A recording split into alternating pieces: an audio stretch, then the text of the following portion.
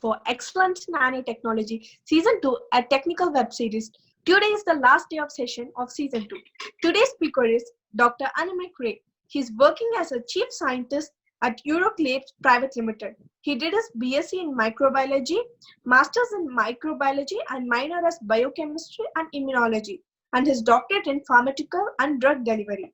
His active projects are development of artificial intelligence-based drug delivery pipelines, novel artificial-based algorithm for analyzing of next-generation sequence data, application of big data in screen of COVID-19 target for drug reposing, development of novel algorithm enhancing big data for development of predictive and early detection paradigm related to lifestyle and non-communicable disorders, immunoinformation application for generation of vaccine against COVID-19 and other infectious disease, investigation of role of gut microbiome and neurological disorder using magnetonium approach, pathological approach in analysis of diversity and mutation hotspots of COVID-19 genome.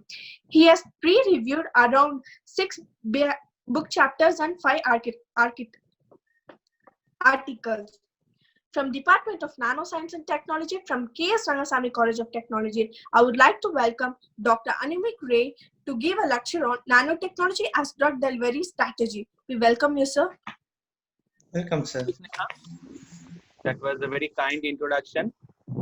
So the first thing I would like to say is thank you everybody for inviting me. This is a great honor for me. So let's begin. How can I, are you guys able to see my screen? No. Okay. So I guess you guys can see my screen, right? Yes, sir. Yes, sir. Yes. Okay. All right. So I will briefly talk about the work I did as part of my dissertation thesis. And the topic of my dissertation thesis was targeted drug delivery strategy. So as part of targeted drug delivery strategy, I attempted various drug delivery platforms like prodrug, nanoparticle, nanomicelle.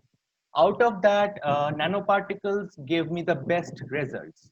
So I will briefly talk about nanoparticle as a drug delivery strategy and the novel approaches for targeted drug delivery of cancer therapeutics to nuclei of malignant cells. So here is a brief synopsis about my talk. First, I will give a brief introduction of the disease model, the therapeutic model I selected.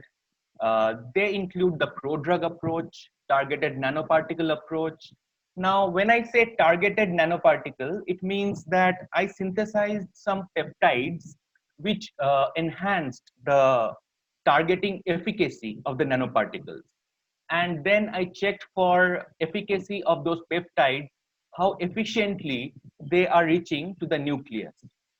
And then I will briefly talk about the nanoparticle preparation and optimization parameters.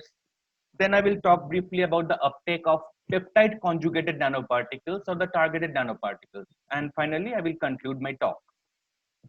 So a brief introduction. Let's have a brief idea about cancer. Now, before I give this introduction, I would like to clarify a point. The point is that the focus of my work was delivery of therapeutics, delivery of drugs and drug-like particles into the nucleus. So any disease that originates from the nucleus or in the DNA can be utilized, can be treated by this kind of therapeutic strategies. We selected cancer as a model disease, but this kind of therapeutic strategy can be applied to other diseases like neurological disorder and other disorders which originate from the nucleus of cells. In our work, we selected cancer as a model disease. Now let's understand briefly the properties of cancer or tumor cells. Now, as a pharmaceutical scientist or cell biologist, one of the important parameters of cells is apoptosis or cell death.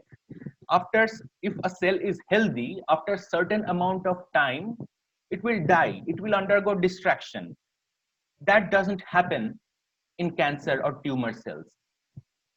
Cancer cells can lead a long life and cause disorders. So cancer cells evade programmed cell death, or as we call apoptosis. It has limitless replicative potential. That means it can undergo cell division very fast and for a long period of time. Now, it can also undergo sustained angiogenesis. What is angiogenesis? Angiogenesis is formation of new blood vessels. Now, as we know that blood supply nutrients to the cells. Now, cancer cells create a network of new blood vessels that supplies nutrients to the cancer cells while the normal healthy cells are deprived. And finally, metastasis, which means the cancer cells can break and migrate to other body parts. So these are the very, what I would say, dangerous parameters or features of cancers. And these take place due to mutations that take place in the DNA of tumor cells. Now, people who work on cancer biology has worked in details how these mutation hotspots take place, how a normal cell becomes a tumor cell or a cancer cell by mutations in the DNA. As pharmaceutical scientists, we need to be aware of these facts, but these are not focus of our investigation. But we need to be aware of these features. Now, significance of nuclear drug delivery. The focus of my work was deliver drugs to the nucleus of cells, whether it be cancer cell or other disease cells. The focus of my work was to deliver drugs to the nucleus. Now, this has been a very difficult and niche area of investigation. Majority of drug delivery strategies, they end after the drug enters into the cytoplasm. Like not many people who work in the drug delivery domain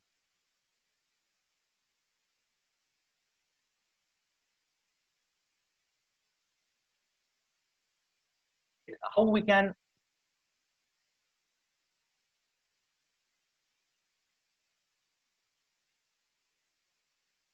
let's talk about nuclear drug delivery a little bit.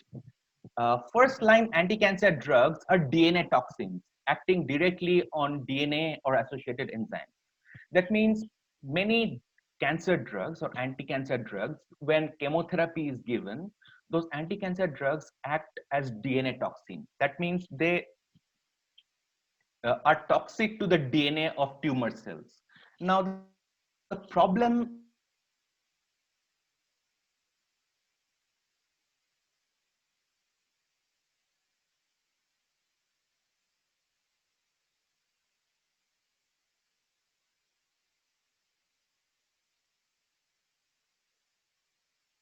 to target the drugs specifically to the nucleus of diseased or tumor cells or where it is supposed to reach. So we wanted to reduce the side effect or adverse effect that is usually involved with chemotherapy or this kind of therapeutic regimens. The model drug on which we worked was doxorubicin, and it interacts with nuclear DNA by intercalation. Intercalation means insertion of something in a layered structure. That means if there is a DNA, what doxorubicin does is it goes and binds into the structure of DNA and it prevents its normal action. So doxorubicin acts by intercalation. That means it inserts itself into the DNA of tumor cells. Similarly, other drugs like cisplatin, they bind to DNA and causes its cross-linking. If that happens, the normal DNA activity are hampered and naturally the cell dies. So these are the mode of action of anti-cancer drugs like doxorubicin, cisplatin. In our investigation and the report and the presentation I'm going to show you, we will talk about doxorubicin. That's our model drug which we selected. Now, barriers to nuclear drug delivery.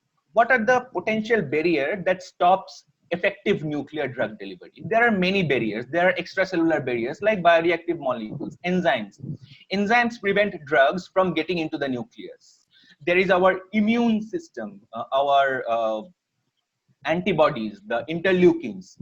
Our entire range of immune molecules act as extracellular barriers for nuclear drug delivery. And also size of the nanocarrier.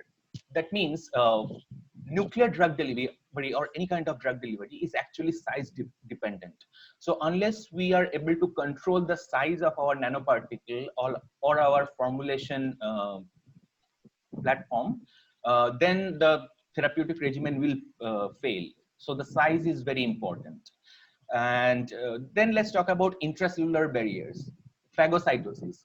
Now, phagocytosis, as you all know, it's called cell eating. It means the cell consumes whatever external object enters into the body. This is called phagocytosis. So when a drug or a nanoparticle enters, the cell eats it up, forms phagosomes, like the particle-like structures are formed, and then they are exuded out of the cell. So this is kind of like a defense mechanism of the cell. And then different vesicles are formed like lysosome. Lysosome contains enzymes which destroys particles. Then these are the intracellular and extracellular barriers which needs to be evaded if a successful drug delivery platform has to be created. Now, this is the molecular structure of doxorubicin, the model drug which we will use in our investigation. Like I said, the mechanism of action is it intercalates with DNA and inhibits macromolecule synthesis. Now, what does this mean, macromolecule synthesis? As you know that DNA forms mRNA or RNA, and from RNA, proteins are formed. Now, these RNA and proteins, these are referred to as macromolecules. Now, these are formed by different enzymes which reads the DNA molecule. Now, if doxorubicin comes and intercalates with DNA, the structure or the function of this enzyme are stopped. So the enzyme cannot read the DNA properly. So subsequent macromolecules like RNA and protein formation is inhibited. This is the mechanism of action of doxorubicin. Now, doxorubicin has many side effects if it is given alone. The major side effect is it is cardiotoxic. It means it causes immense toxicity to our heart cells. So it has been observed as clinical outcome that when doxorubicin is given, patient may die of heart attack. So this is one of the major problems of doxorubicin. It also causes arrhythmia. Arrhythmia means irregular heartbeat, irregular beating of the heart. It also causes congestive heart failure related to total dose administered. This means related to total dose administered, it means we have to really optimize the dose of doxorubicin. It means if we cross a certain threshold, it will cause heart failure. Now, this is something that needs to be optimized. We need to keep the dose below a certain threshold. Now, here is one of the fundamental challenges of drug delivery or drug design platforms. If you keep the dose too low, the drug will not be effective. And if the dose exceeds certain threshold, it becomes toxic. So we have to adjust the dose in an optimized therapeutic window. Now, this is one of the main challenges for drug delivery strategy, and especially for toxic drugs like doxorubicin. If the dose is too low, it will not be effective. If the dose is a little high, it will cause heart attack and kill the patient. So this is a very severe challenge which we need to address as drug delivery or formulation scientists. So these are the main toxic or adverse effects associated with the anti-cancer drug doxorubicin. Now, the first approach we adopted before we went into a nanoparticle solution was prodrug. Now, what exactly is a prodrug? Prodrug means we attach certain chemical structures to drug in order to mask its efficacy or structure. Why this is necessary, we will discuss. Now let's see. Now let's consider this hypothetical scenario. This is actually hypothesis of our prodrug approach which we adopted before we moved on to nanoparticles. Now, in cancer, in normal cell, there are certain proteins called efflux proteins. They are supposed to act as barriers or defense mechanism of cells. For example, if any xenobiotic or external substance comes into the cell, the efflux pumps throw them out. So these are kind of like defense mechanism. But what has been observed in cancer cell, the expression of these efflux pumps is enhanced.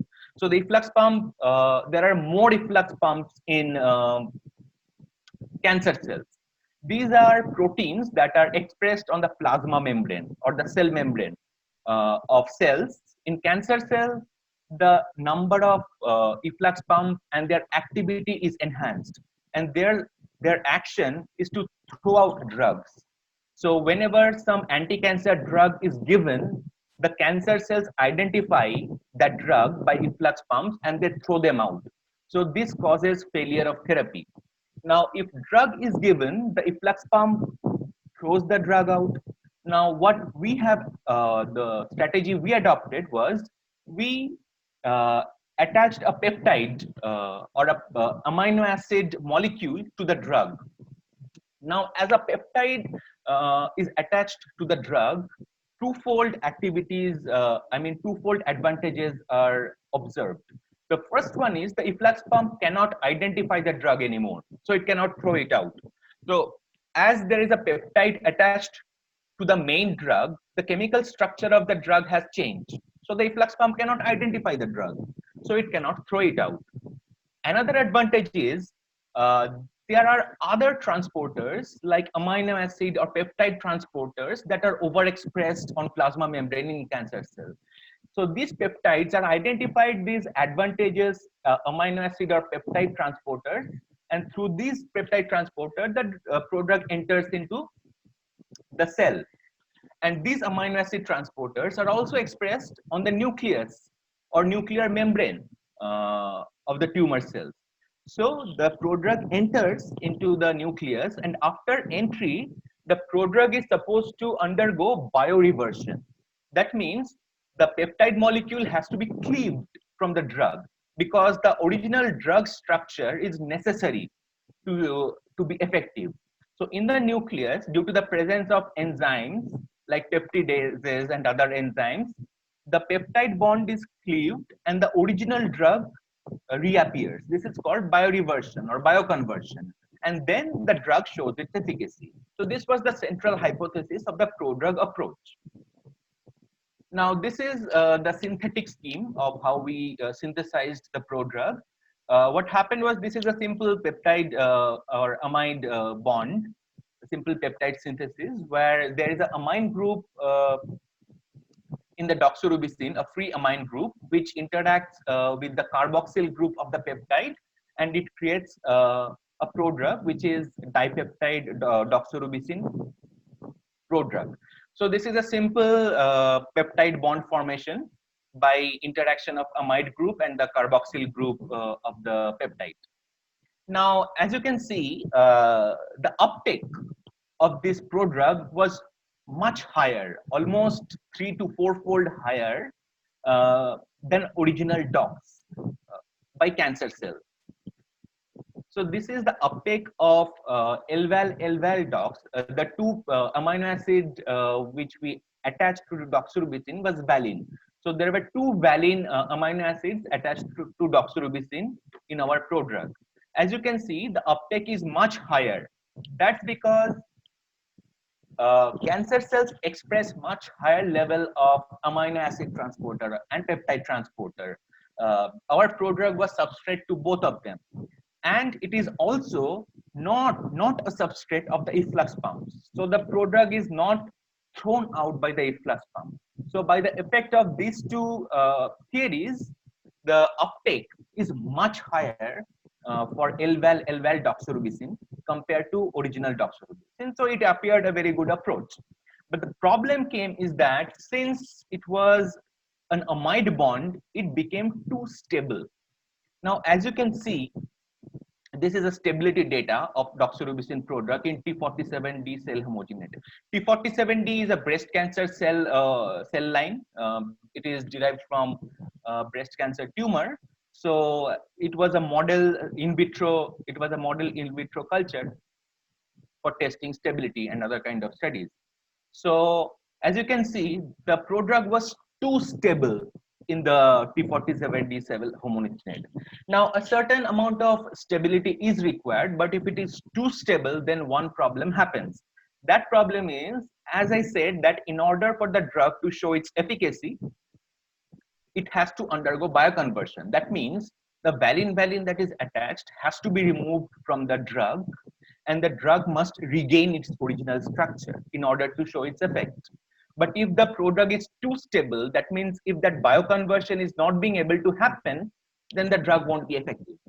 So this was what happened with this prodrug approach. The prodrug was too stable. The valine moiety was not being able to separate from the drug due to the effect of the enzymes.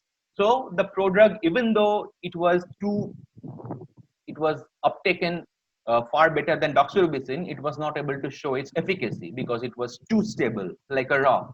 So that's why this approach was discarded, and then we decided to move on to a nanoparticle based approach. So the next approach, which was more successful, was a targeted nanoparticle approach. Now, the targeting moiety which we selected was nuclear localization signal peptide. We will discuss in detail about how we selected this peptide, how it was optimized, how it was conjugated to nanoparticles in the next part of our talk. So the primary objective of this project was to design novel nuclear localization signal peptide analogs that can carry therapeutic molecules specifically into the nucleus of cancer cells. Like I mentioned previously, the objective was to deliver these therapeutics or our drugs to the nucleus of cancer cells. Now, this strategy potentially can reduce toxicity to healthy cells by delivering anti-cancer drugs to subcellular organelle, that is nucleus of cancer cells preferentially. Like I mentioned previously, one of the main problems with chemotherapy or anti-cancer therapy is that it causes severe side effects, severe drug toxicity. In fact, sometimes patients die because of the side effects, not because of the cancer itself. So side effect is a big problem in anti-cancer therapeutics or chemotherapeutics. So it's a big problem. Now, this targeted nanoparticle strategy has the potential to reduce this adverse side effect. Now, how can that happen? The adverse side effect happens because the cancer drugs, which are like toxic drug molecules, are taken up by healthy cells.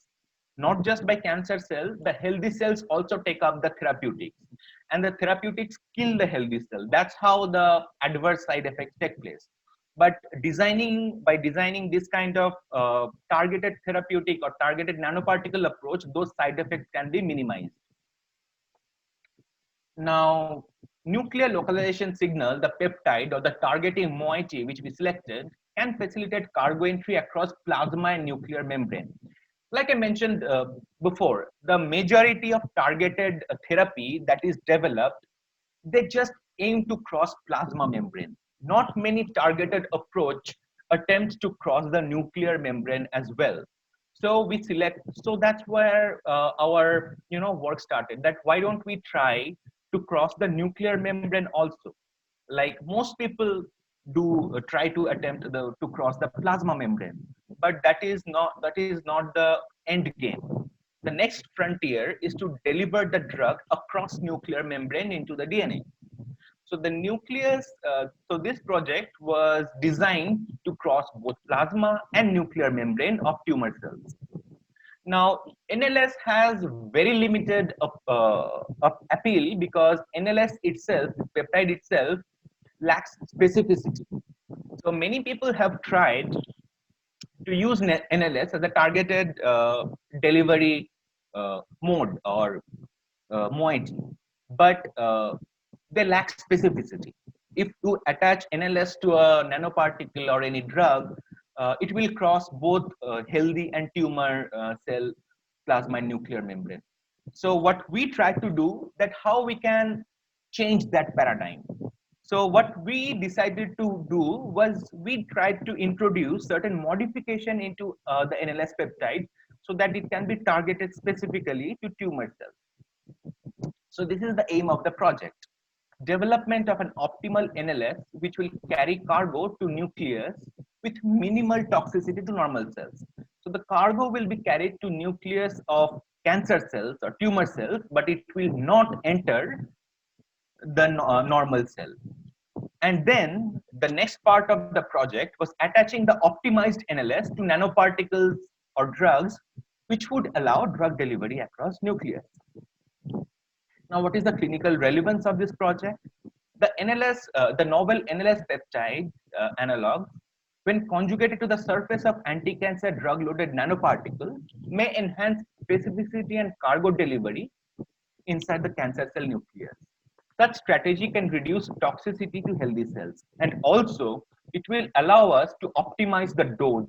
Like I mentioned, in formulation development and in pharmaceutical science, pharmacokinetic, pharmacodynamic studies, dose optimization is one of the critical parameters. So if we target our therapeutics using NLS, we can actually attempt at optimizing the dose of the drug to be delivered. Now, the NLS of choice, NLS can be found widespread in nature, but from literature survey, we found that the optimized nuclear localization signal is found in a virus. It's called adenovirus fiber protein. It's found in adenoviral group of virus, and it has two important sequences. One is NLS sequence, and the other is receptor-mediated endocytosis or cell-penetrating peptide sequence. So it had two parts. One is cell-penetrating peptide, and the other one was nuclear localization signal. As you can see, this is the entire sequence of the peptide. The first part is cell-penetrating peptide, or it allows receptor-mediated endocytosis. So the first part allows entry into the cell, and the second part allows entry into the nucleus. So the first part is cell-penetrating peptide, and the second part was nuclear localization signal. As part of this project, we focused on the second part, which is the nuclear localization signal. So whatever modification we introduced was introduced in the second part. Now, these are the sequences which we synthesized, and these are the modification which we introduced to the native peptide. So the first NLS1, which you can see, is the native peptide. This is found in nature. NLS1 is found in nature. It is obtained from a viral protein sequence. So this is natural. The next four were introduced by us. And as you can see, certain amino acids were replaced with valine. The modifications are mentioned here. Now, before I go in, I forgot to ask, do you guys have any question so far?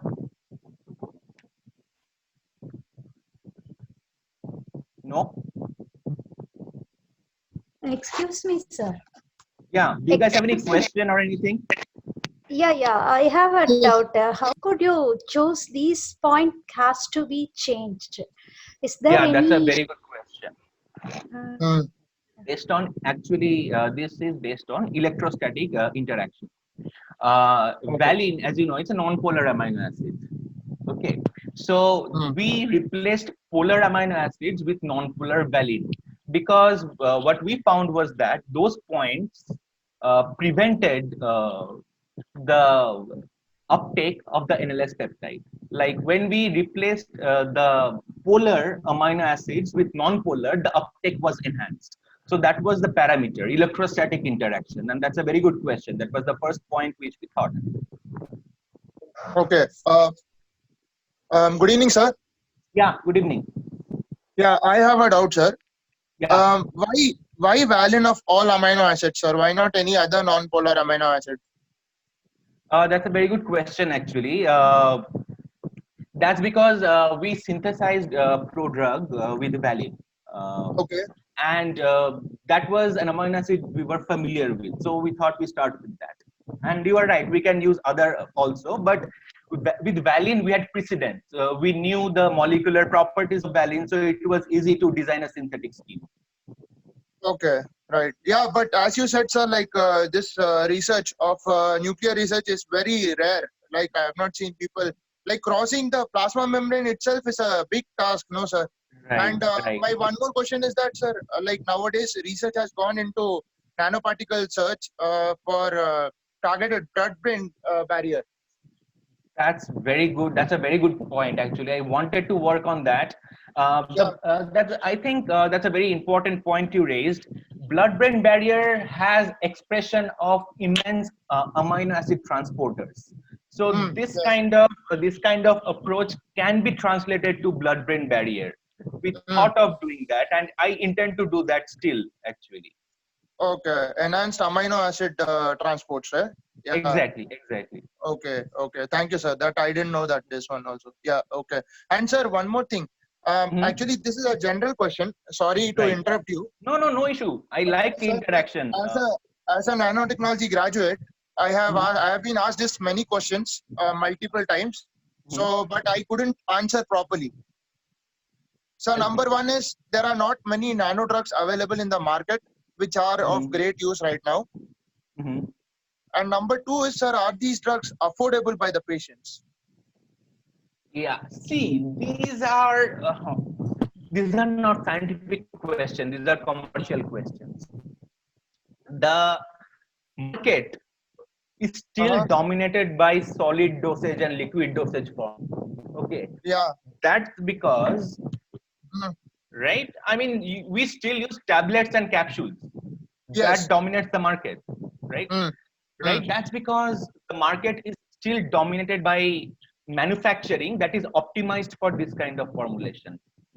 Okay. Okay, that's the market reality.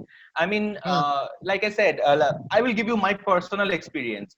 When I was doing PhD, I was doing this work, right? Okay. After PhD, when I went to work, I was making tablet capsules. That's it. That's what Tablet people make, capsules. Mm-hmm. right? Maybe some liquid formulation.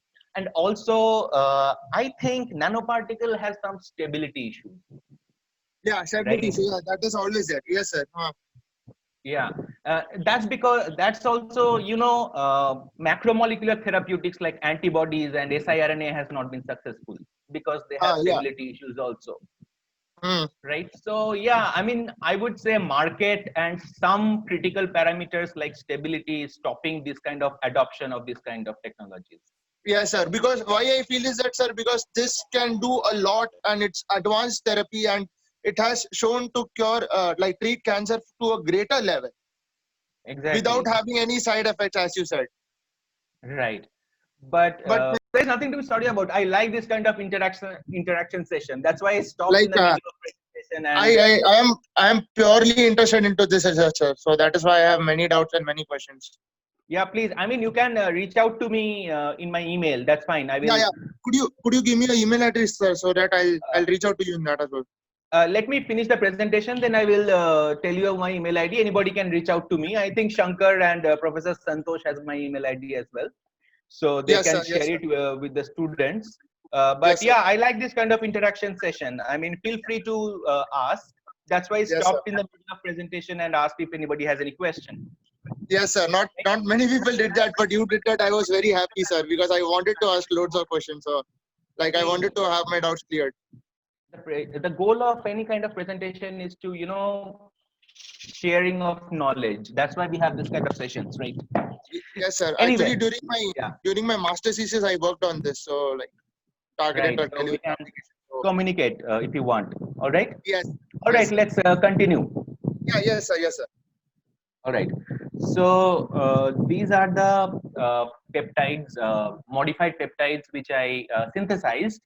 So NLS1 is the native peptide, and the next four are the modified peptides. And like I discussed, that it was based on electrostatic properties that enhances uptake of these peptides.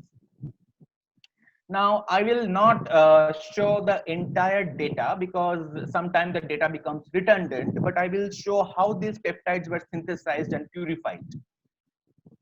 So First, let me talk briefly about solid phase peptide synthesis, how this peptide is synthesized. It is basically synthesized in a peptide synthesizer.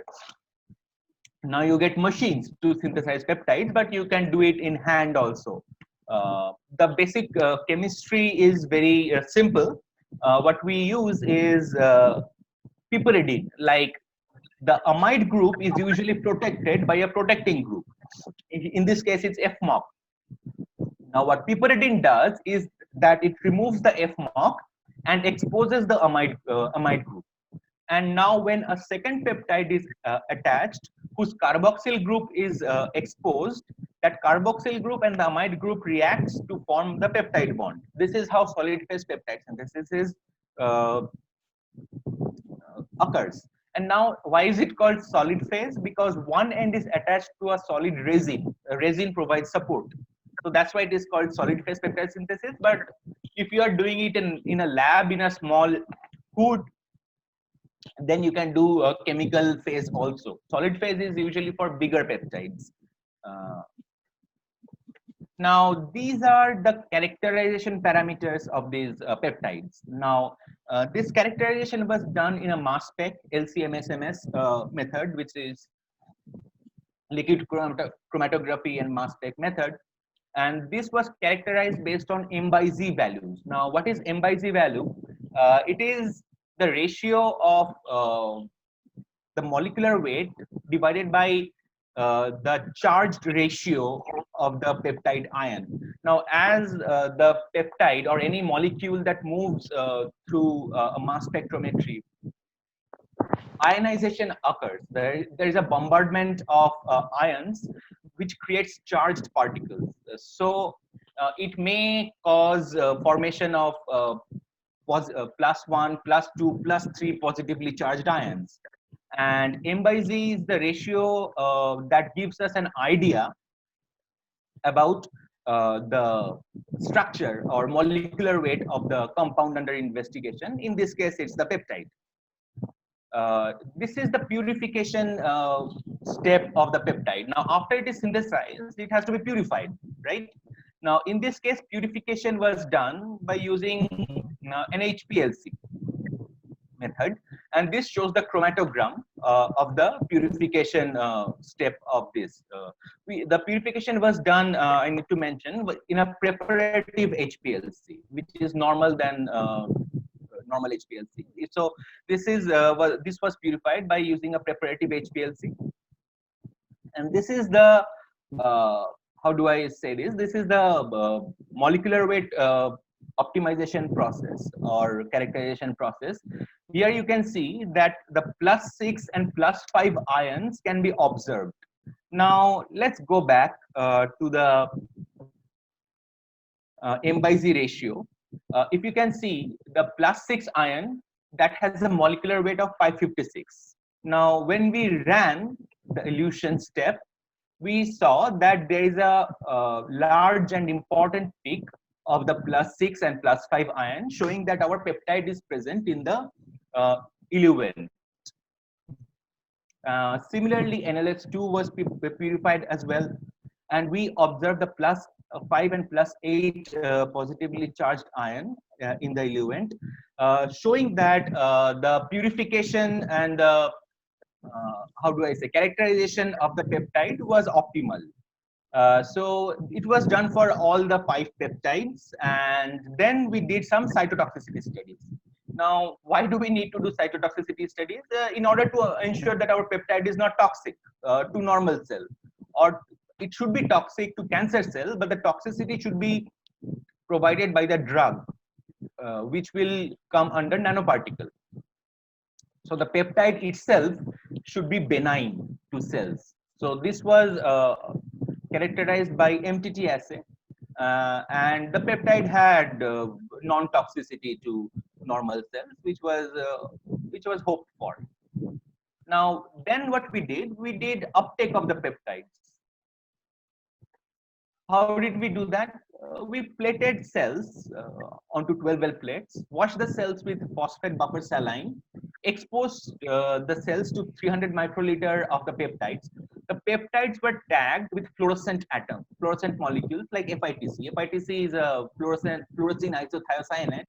It is used for fluorescent tagging. So we attached the FITC to peptides, and then we did uptake with the cells. And after 30 minutes of incubation, it was washed with PBS buffer and trypsinized. Why it was trypsinized? Trypsinization degrades the cells and exposes the nucleus. Because we are trying to do nuclear uptake, we wanted to see how much peptide has gone into the nucleus. So that's why we did the trypsinization step, which degraded the cell membrane, and then we did some sucrose gradient centrifugation for isolation of the nucleus. And that's how we quantified the amount of peptide that has gone into the nucleus. Now, this shows the uptake of the peptide by the nucleus. Now, the Excuse me, sir. green dot. Yeah. Excuse me. Sorry, sir. I just had one doubt. In the previous slide, you were talking about the plating of the cells, right? Right. Yeah. The plating of the cells onto 12 plates, and which cells did you use here? Like which? Yeah, that's what I will tell you. Okay. There are two cell lines that were used. One is D407, one is Y79. Okay. Okay. D407 Okay, yeah. is normal. These are ocular cells. D407 is ocular normal retinal cell, and Y79 is a cancerous cells called retinoblastoma. So these are the two cells that were plated because we had to do comparative study. Right. Okay. Thank you, sir. No problem. So we did, yeah, that's a very good question. That we did, because we had to do comparative analysis, we had to check for uptake in both cancerous and non-cancerous cells. D407 is the normal retinal cell line, which is non-cancerous, and Y79 is retinoblastoma, which is like a cancerous cell that happens in the retina, especially in small children. So we did uptake of the peptides in these two cell lines for all the 5. The control you can see is their normal FITC, which was like negative control. What we observed from this is that the N3 peptide has the maximum specificity. That means it is taken up by the retinoblastoma or Y79 cell line the most, but not taken up by D407. So this is a specificity ratio. So Y79 takes up more, D407 takes up less, this N3. So this can be used as our targeting moiety. So this was part of the optimization process. And then we went on to do confocal studies, because one set of study is never conclusive. You should do multiple rounds of investigation in order to be sure of your data and results. So we not only did this kind of a plating study and uptake, we did confocal study as well. Now, how did we do the confocal study? Same way we treated the cells. We plated the cells and we treated the cells with our peptide. And then we added stains like plasma membrane stain, then nuclear stain. Nuclear stain here is DAPI. DAPI is a stain that specifically stains nucleus. And the red color you see, that's for plasma membrane stain. So these are the two staining techniques that were done. And then we took it to a confocal microscope. So these are, this is a very busy slide, but I will explain it briefly. On the left, you can see the different cell line on which we did uptake. So all these are cancerous cell line. P47D, as I said, is a breast cancer cell line. MCF10A is again, MCF10A is a normal breast cell line. So for each cell, we did comparative analysis. So T47D is a breast cancer cell line. MCF10A is a normal breast cell line, so that we can have a comparison. Y79 is retinoblastoma, which is a retinal cancer cell, and D407 is a normal retinal cell. Similarly, glioblastoma is cancer of the brain, and astrocyte was the corresponding normal brain cell.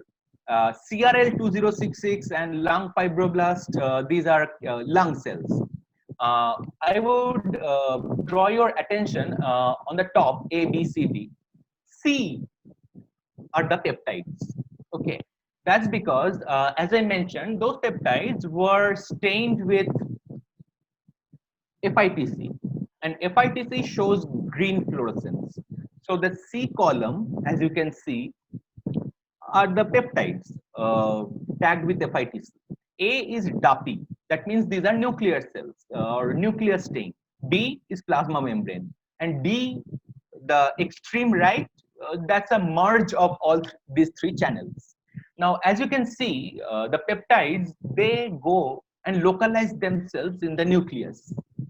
Okay, not much, not that that doesn't happen in the normal cells. Now, I didn't include the results of all 5 peptides because of time. It's almost 1 hour. But this is for NLS3 and this is for NLS2. So these are the 2 data I showed. Similarly, we did for all 5 peptides, and which we observed that 2 peptides are optimized for nuclear uptake. As you can see, NLS3 goes and specifically localizes in the nucleus. Now, what is colocalization? Colocalization is relationship between channel intensities. How much time do I have? Excuse me, sir. Yeah. 1 second, sir. Sneha. Santosh. Yes, Sneha. Sorry to interrupt you, sir. Now, Right. principal of K.S.Rangasamy College of Technology, Dr. R. Gopalakrishnan has have joined the session, so we would like to welcome Mhm. him. Sir. Welcome you, sir. Sure. Please go ahead. Don't disturb the lecture series. I'll be talking to him at the end. Please don't disturb the lecture. We can proceed. Sorry. All right, Professor Santosh, how much time do I have? No, sir. It's your time. Take your time. Okay, all right. So as I was talking about colocalization, colocalization means relationship between channel intensities. For example, here channel A shows the nucleus, which is stained by DAPI, and channel C shows the FITCG stained peptides. So colocalization means how these 2 channels are interrelated with each other. That shows our uptake and localization of the peptides in the nucleus and other organelles. So the presence of signal intensity, 2 or more levels in the same physical or cellular structure. So colocalization gives an idea how well the peptide has gone and accumulated in the nucleus. And colocalization is measured by Pearson's coefficient. Now, this is a statistical coefficient. I'm not a statistician, but in order to do this study, I had to take help of my statistician friends, and they designed this Pearson's coefficient and other statistical analytical methods. So this is a brief outline of the statistical threshold. Like if it is 0.5, that is cut off for colocalization. Means if you have to conclude that colocalization has taken place, the value should be more than 0.5. So 0.5 to 1, it means colocalization has taken place. If it is 1, it means perfect colocalization. If it is 0, that means there is no colocalization. So in order to understand whether the peptide has gone into the nucleus, we have to do colocalization between channel A and channel C. And this is the data for colocalization. As you can see that there is good colocalization of Pearson coefficient ratio for NLS3 and NLS5. For example, let me give you an example of P4070, which is the breast cancer cell line. You can see for P4070, NLS3 has a Pearson's coefficient ratio of 0.9, which is, I would say, pretty good. It is near to almost 1. The corresponding value of colocalization between peptide and DAPI for MCF10A is 0.09. MCF10A is normal breast cell line. So as you can see from these 2 figures, that this peptide is preferentially accumulating in the nucleus of breast cancer cell while it is not going into normal breast cells, which means there is a targeting efficacy present in this NLS3 peptide. So crunching all the data where we optimize that NLS3 and NLS5 are probably optimum for our targeting approach. Possible mechanism, it is probably happening due to some proteins that are present on the nuclear membrane. These are called importing proteins. Now, I'm not going into the signal mechanism of this important protein, that is beyond the scope of this lecture, but briefly to say, they act by two mechanisms, and probably these two mechanisms are involved in the uptake of the peptides by the nucleus. Now, this is the literature reference that shows that these important proteins are preferentially overexpressed in cancer cells. So, if a cell turns from normal cell to cancerous, these important proteins are overexpressed. That explains why probably these peptides, which are substrate of these important proteins, are taken up preferentially by cancer cells. We also did some docking studies, which is like computational studies, which analyzes the interaction between 3D structure of peptides and these important proteins, because we wanted to understand the mechanism of uptake, so that our studies are not just empirical, it is also based on scientific validation. So we did some docking studies between important proteins and our peptides, and these are the docking scores. As it was observed from the confocal studies, NLS3 and NLS5 have higher docking score with important. That means this NLS3 and NLS5 interact better with the important. Now that we have two optimized peptides, NLS3 and NLS5, we went ahead and prepared our nanoparticles. Here I need to mention that in order to prepare nanoparticles, the most important parameter for us was the size, because you must remember that we need to deliver the nanoparticles into the nucleus, and nucleus is extremely restrictive in terms of size, because the nucleopore, which is guarded by the nucleopore membrane, does not allow anything above 20 to 50 nanometer. Now, with the help of important proteins, that size can be extended to up to 100 nanometer, but 100 nanometer is extremely, those who work in nanoparticle domain, they will vouch that getting to 100 nanometer is extremely difficult. Getting anything below 200 nanometer is extremely difficult. So this was a big challenge for us, and so we went ahead and searched literature. What we found was that nanoprecipitation can get us to size up to 100 nanometer. So this is the polymer synthesis scheme. Yes.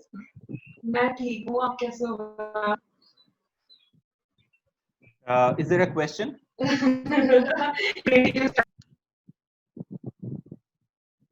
Excuse me? Sir, just for introduction, sir. Start. Oh, okay. Shall I continue? Yes, sir. Yes, sir. It's an introduction only. Just you continue. Oh, okay. That's fine. All right. So this is the synthetic mechanism for the polymer, which was utilized to make the nanoparticle. This was a tri-block polymer. As you know, polymers can be synthesized by different mechanisms like ring opening mechanism, block polymerization. We used a simple block polymerization step. Now, in this, this is called PEG PLGA PEG tri-block polymer. This is a simple synthetic scheme. Now, polyethylene glycol, PEG can be of several natures. We selected a PEG with a free amine group. Now, this PEG was attached with PLGA by a simple esterification reaction. Now, this is the polymer which we used to synthesize our nanoparticles. This is NH2 PEG PLGA. Sorry. This is the nano. Yeah. Sorry, sir. I have one doubt. Sorry. Yes. Go ahead. You said you used PLGA polymer, right? Yes. Like I used PMMA polymer. So what's the difference? Like why PLGA polymer? Again, that's a very good question. See, when you synthesize, the first thing is, again, we have precedence of creating very good PLGA nanoparticle in our laboratory. So Okay. the thing is, when we did some optimization studies, we found that the size we wanted can be obtained by PLGA. Okay. It depends on the application, right? The way in which you are Of using course, the it depends on polymer. the application and also the availability. Like I said, in Availability. our case, our main aim was to achieve the size, right? Okay. Okay. For size achievement, you use PLGA. Right. So it gave us the size. Maybe PMMA also gave us, but PLGA we thought that there are other factors also. The thing is PLGA is biodegradable and it had certain properties which we were familiar. I mean, we liked actually. Okay, yeah, no, because PMMA is also like biodegradable and all that stuff. So maybe we But can use PMMA also. yeah, right. Okay, okay, sir. Thank you. Okay. Sure. Excuse Now me, this, sir. Here your yeah. polymer will act as a stabilizer No, no, or no, no, no. No. It polymer is just surfactant. it's not What a is the surfactant. role of it? Is It surfactant? was used to no. It is used to prepare the nanoparticles. So it is the Oh, starting material for the nanoparticle preparation. oh. And after the nanoparticle you mentioned here is the polymer or any metal-based material. No. It's polymeric nanoparticle. So Polymeric the nanoparticle nanoparticle. was prepared with PEG PLC. So this was the starting material. Generally, polymeric nanoparticle size will never comes below 30 nanometer. It mostly comes around 100 to 200 30 they do nanometer. not come below 200. Getting below 200 is a challenge. 30 is if we Yeah, get yeah, yeah. 30 we will be very happy. So that was the Uh, challenge we were trying to address. that's why I'm asking. So since you took such a big size polymer and it is very difficult to No, control we to did not take a big size polymer. That's what I'm trying to say. We wanted to optimize the size of the polymer below 100 nanometer because if it goes above 100 nanometer, it will not get into the nucleus. So generally organic molecules, preparing organic molecules in nano size is very difficult. That too polymers are I still know it's difficult. difficult. That's why it's a Uh, problem to since solve. Of course, it's difficult. I mean, 30 yes, nanometer, you said is if we get 30 nanometer, we will scream in happiness. It is yeah. difficult to bring it below 200 So nowadays because polymers are comes in polymer dot. No, have you ever tried to I have not synthesize? never heard about that. I have worked with quantum dots, but not with polymer dots. Okay, sir. Also, if the size goes below 200 nanometer, there is a problem with dispersion. Like the size dispersion, the size distribution ratio becomes very bad. So those were the challenges we faced. We usually face. Okay, sir. Yeah, our goal was to deliver these nanoparticles to inside the nucleus, right? So Yeah, we yeah. have to adhere to certain size. We cannot go beyond that. So you are So right. Getting inside to a the certain nucleus means that has to cross most of the electronic level, no? So that has to be in which charge? that I think someone asked why I selected those points of mutation for amino acid. So that's what my point was too. That we wanted to avoid as much electrostatic interaction as possible. That's why we selected valine. So those Okay. to avoid those charges and charge-related interaction, those point of mutation was selected for bringing about change in our peptide. That's a very good point. There are so many. In fact, I had a slide about barriers. I should have included one about electrostatic interaction. So electrostatic interaction is one of the major barriers, as you are right. Sorry, sir. So yeah, that Sorry. because we wanted to create a targeted nanoparticle approach. The targeting moiety had one role, one among various functions is to avoid those charged interaction. Yeah, you are right. Excuse me, sir. Excuse me, Yeah. sir. I'm Dr. Uma from Bangalore. What I feel is why you have selected only polymer when you have the materials which can come down to 100 nanometer, there also delivery can go. Or you, if you want the shape and the size is controlled, then we can have bring the stability, no? I'm sorry, say that again. What I feel is you said that getting in a polymer organic this thing, it is very difficult to bring down to 100 nanometer. Yeah. Yeah, but So there are other ways what's of your getting solution? nanoparticles. So Other what's ways your? of getting nanoparticles. I'm sorry, I'm not getting your point. So what's your, No. Dr. Uma, what's your solution? Someone No, is drawing other on the ways of getting screen. nanoparticles are possible. Oh, okay. No, we could have gone for other formulation dosage forms. You are right. But this is something that the formulation also is not the size dependent.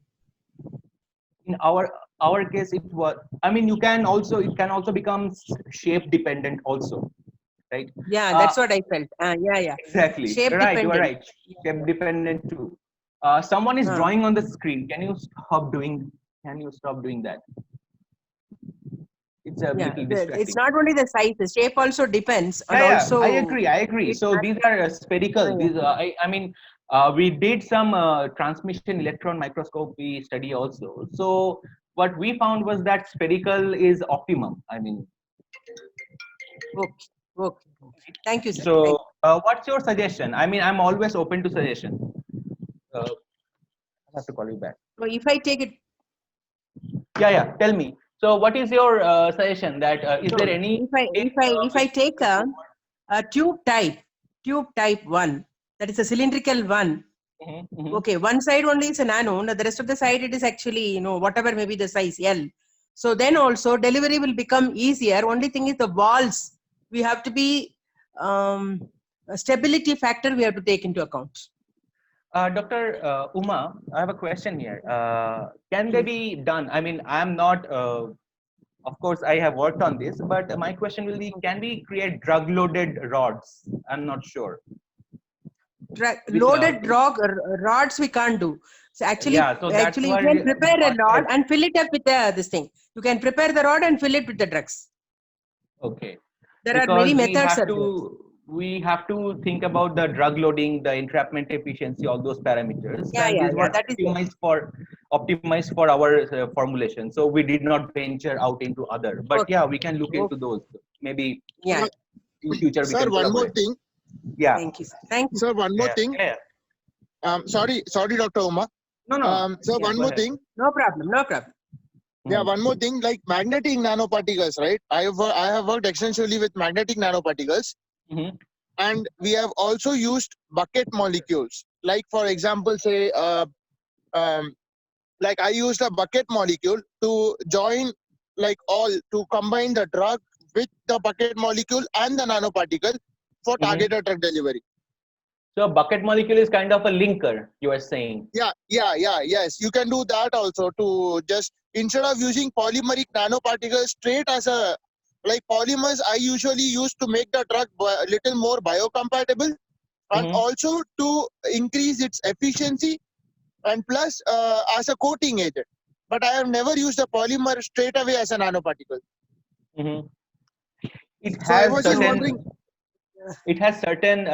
efficacy in preparation and optimization. See, Yeah. That's what I wanted to say. Efficacy problem will come. Yes, sir. Efficacy problem will come. One.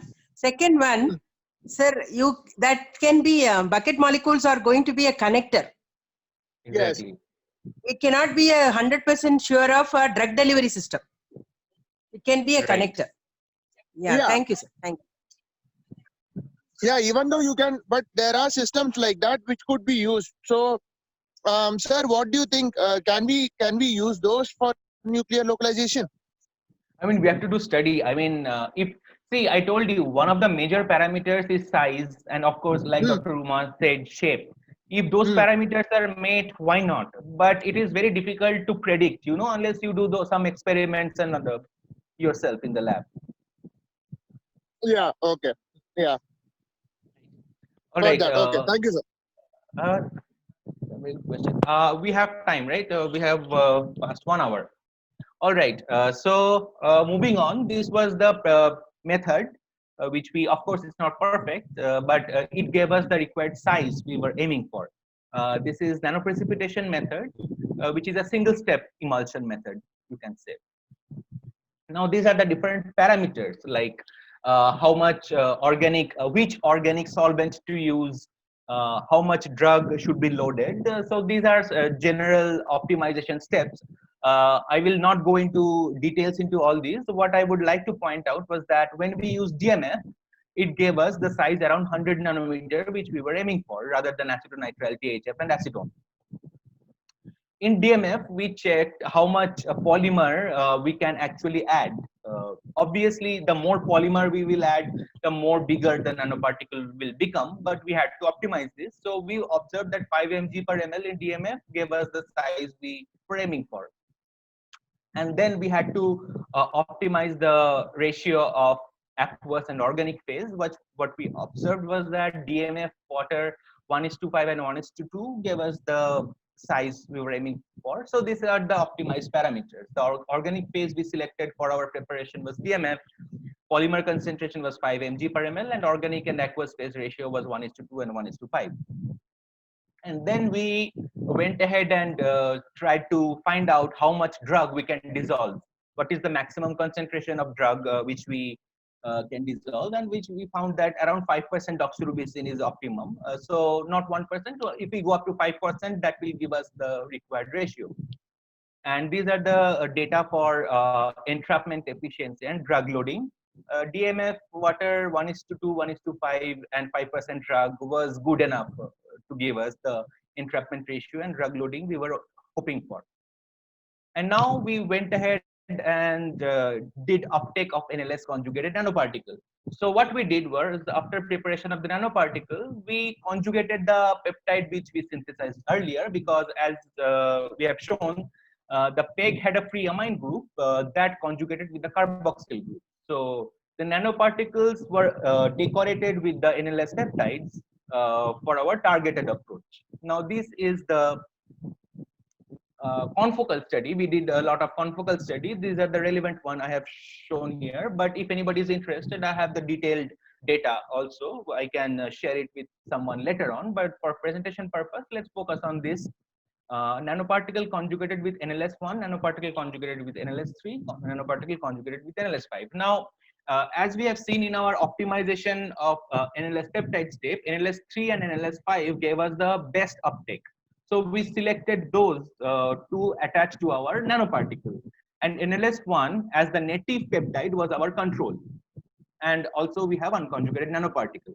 Now what we have observed was that NLS3 and NLS5 accumulates better into the nucleus compared to unconjugated and NLS1 peptide.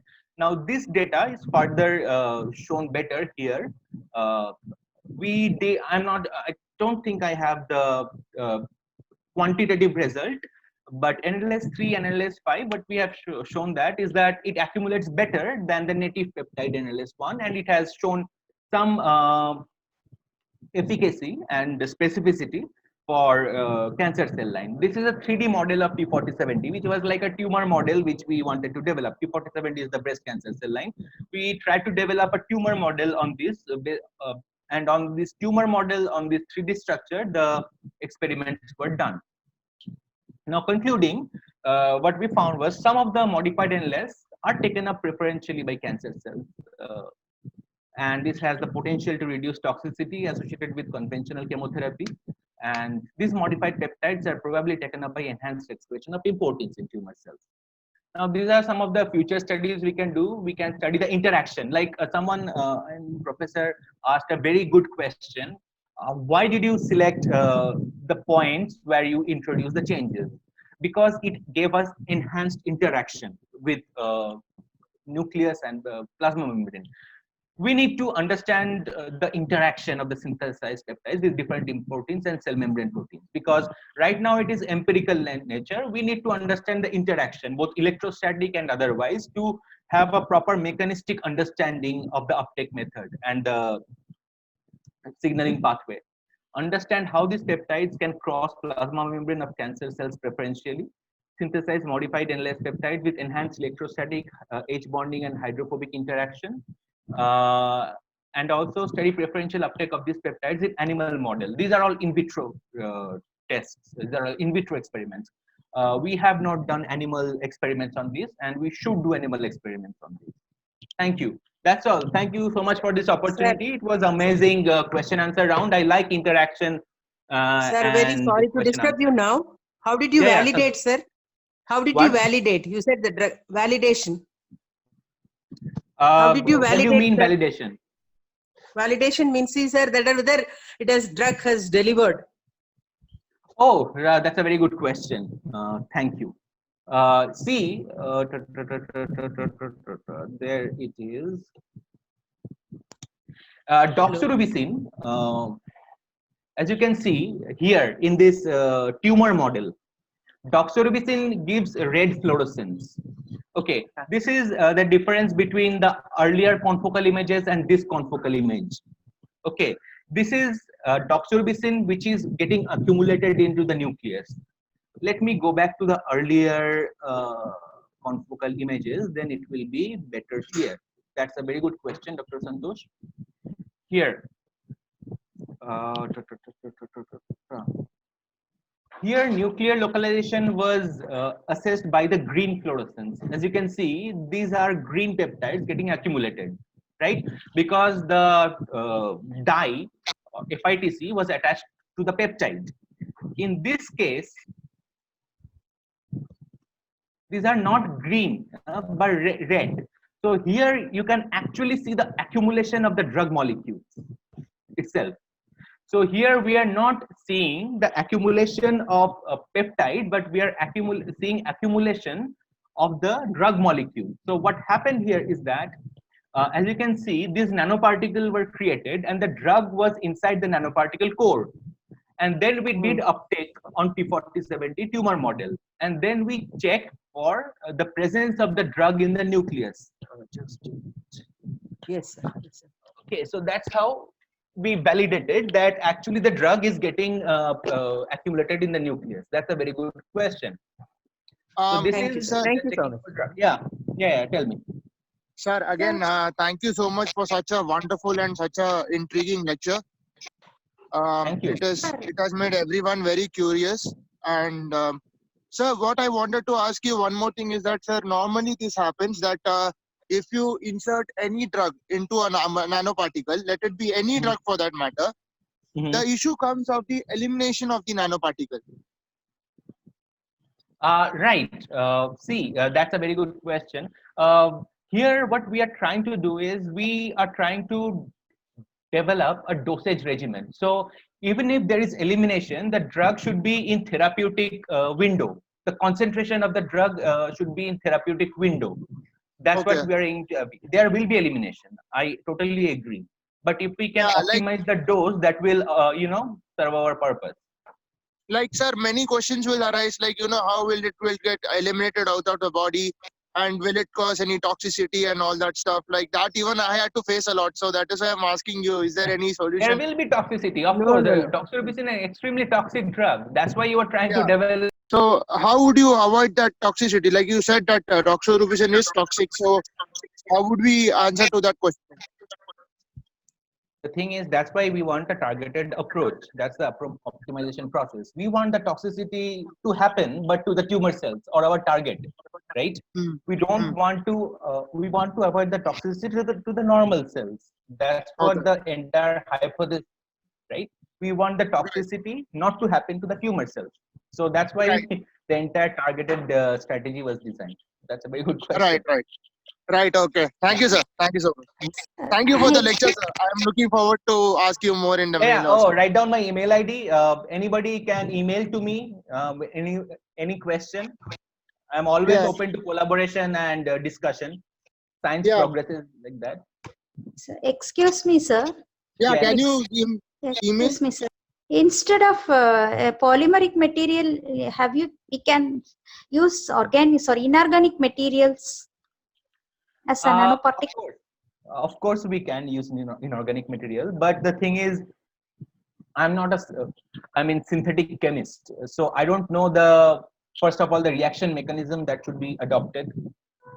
Okay. The second thing is, will it not have toxicity effect? Like, I used some gold nanoparticles at the beginning of these studies, but how do you load? I had trouble loading the drug inside the gold nanoparticle or the metallic nanoparticle. So polymeric was convenient for me. So that's why I went to nanoparticle. In that case, there are core at shell nanoparticles are there.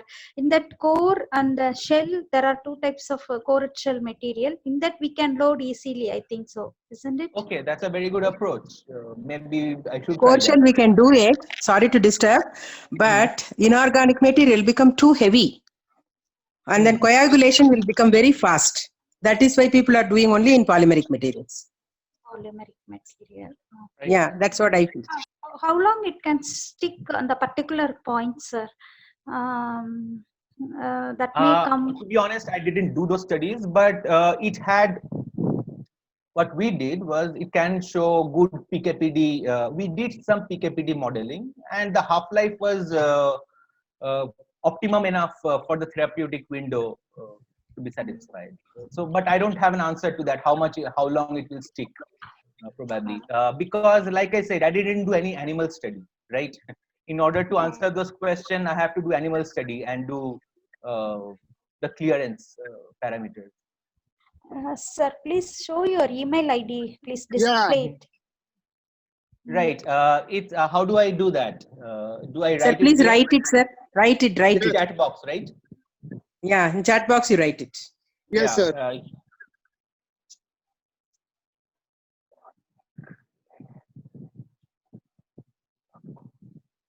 Yeah, this is my email ID on animikray@gmail.com. Anybody can reach out to me if you have any question. I work on genomic data now. I work on new next generation sequencing, but this is something I have as an allied research interest. During my PhD, I did this work. Since then, I have moved to precision medicine, pharmacogenomics, those kind of applications. But I will be more than happy to work on this kind of technology if I get the opportunity. So any questions, sir?